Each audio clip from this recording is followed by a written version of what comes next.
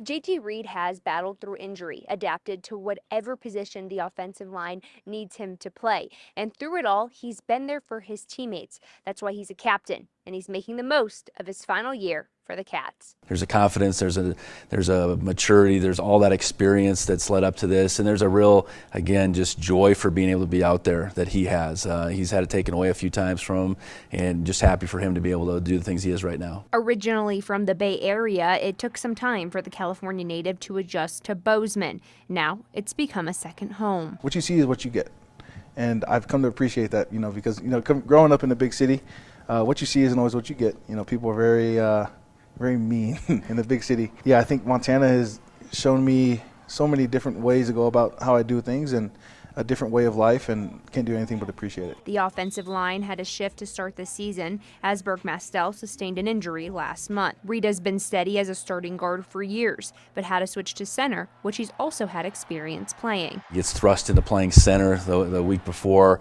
our first game, and now we're 3 weeks in, and I think we feel really good about that. He's solidified that spot.